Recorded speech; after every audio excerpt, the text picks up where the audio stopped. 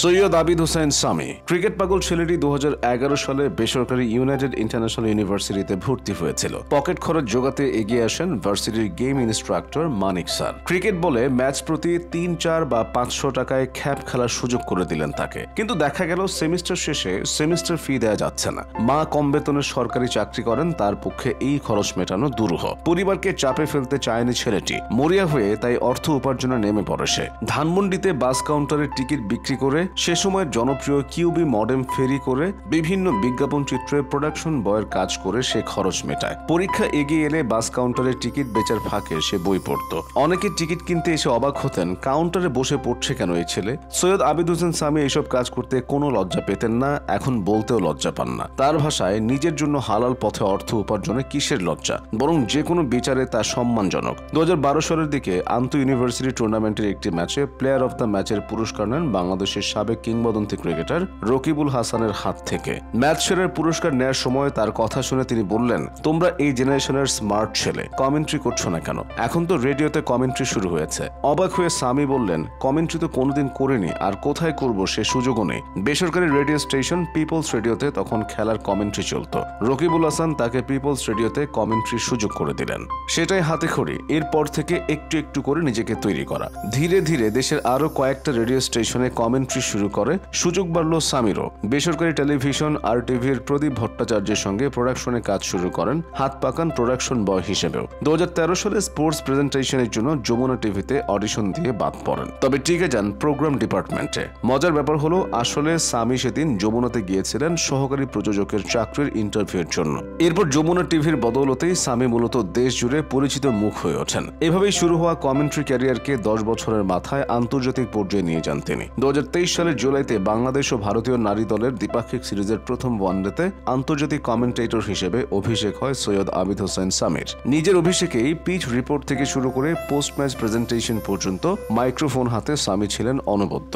এখানেও আছে মজার এক গল্প। 2010 সালে প্রথম মিরপুর শেরেবাংলা স্টেডিয়ামে ঢুকেছিলেন সামি। সেদিন এনসিএল টি20 টুর্নামেন্টে শোয়েব আখতার খেলছিলেন। তাকে এক পলক দেখার জন্য 20 টাকা ছিল সম্বল নিয়ে বাসা থেকে বের হয়ে যান টিনেজার সামি। 8 টাকা বাস ভাড়া দিয়ে নামেন স্টেডিয়াম গেটে। পকেটে আর 12 টাকা, ফিরতি ভাড়াও তো রাখতে হবে। বাকি 4 টাকা দিয়ে টিকিট আর কি কিনবেন? কোনো মতে গেটে ভিড় করে ঢুকে যেতে চায় অনেকে, সে দলে যোগ দিলেন। ভিড় বেড়ে হট্টগোল শুরু হয়, মানুষের উপর লাঠিচার্জ শুরু করে পুলিশ। কোনো কিছু বুঝে ওঠার আগে কয়েক দফা ডান্ডার বাড়ি খান সৈয়দ আবিদ হোসেন সামি। একদিন যে মাঠে ঢুকতে মার খেয়েছিলেন, জীবনের নানা বাঁক পেরিয়ে সেই মিরপুর স্টেডিয়ামেই প্রথম আন্তর্জাতিক ম্যাচের ধারাভাষ্য পিচ রিপোর্ট করে ফেললেন।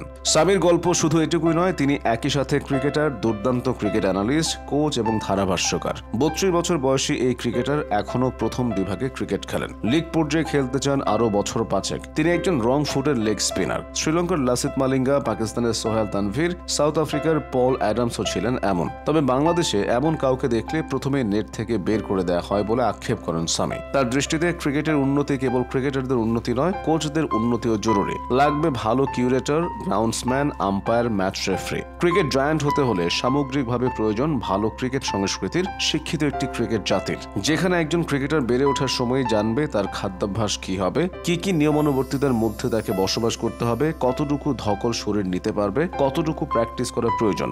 বেড়ে ওঠার সময়ে উঠতি ক্রিকেটার ক্রিকেটের বেসিক বায়োমেকানিক্স বুঝবে। অস্ট্রেলিয়া, ইংল্যান্ড, এমনকি ভারতেও এখন এভাবেই শত শত ক্রিকেটার উঠে আসছে। সেখানে বাংলাদেশের পাইপলাইনে দ্বিতীয় বা বিকল্প একাদশ গড়ার মতো খেলোয়াড়ই পাওয়া যায় না। এছাড়া আরো একটা জিনিসের খুব দরকার বলে মনে করেন সামি, ভালো অ্যানালিস্ট ও অ্যানালাইসিসের। একজন ব্যাটার স্কোয়ার কাটের সময় ব্যাট কত ডিগ্রি অ্যাঙ্গেলে ছিল, হেড পজিশন ঠিক ছিল কিনা, এসব যদি না জানেন বা বোঝেন তাহলে ব্যর্থ হয় স্বাভাবিক। একইভাবে বোলিং এর সময় বোলারের সামনের পা কতটুকু উঠে বা আঙুলের ক্যারিচার ঠিকঠাক না হলে আউটসুইং, গুগলি কিংবা টপ স্পিন কিছুই চাহিদা মাফিক হবে না। সামি তাই বাংলাদেশের সেরা ক্রিকেট অ্যানালিস্ট হতে চান। সেটা তিনি ইতিমধ্যে হয়ে গেছেন বলে মনে করে এদেশের ক্রিকেট প্রেমীরা। তার সমস্ত কন্টেন্টে কমেন্টের ঝড় দেখেই তা আজ করা যায়। বর্তমানে ধানমন্ডিতে 2200 বর্গফুটের নিজস্ব অফিসও আছে তার। সেখানে অ্যানালিস্ট হিসেবে কাজ করেন, ক্রিয়েট করেন কন্টেন্ট। সেই ধানমন্ডি যেখানে তিনি একসময় ছাতা টানিয়ে বাসের টিকিট কিংবা কিউবির মডেম বিক্রি করেছেন। সামি হতে চান দেশ সেরা কোচও। প্রতিদিন সকালে ধানমন্ডির শেখ জামাল মাঠে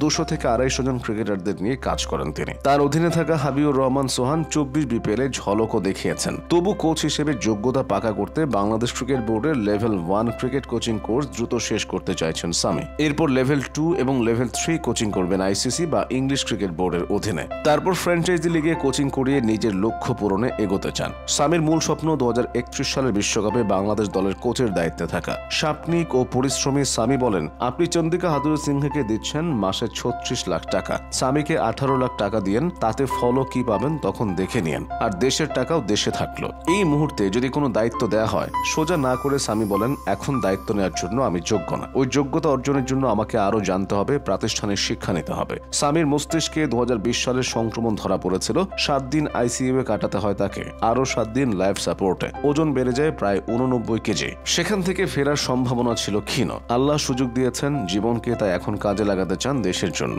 সে সময় মাসাধিককাল পাশে ছিল তার প্রিয় কর্মক্ষেত্র যমুনা টিভি। সেজন্য যমুনার প্রতি চিরকৃতজ্ঞ এই তুখোর ক্রিকেট প্রতিভা।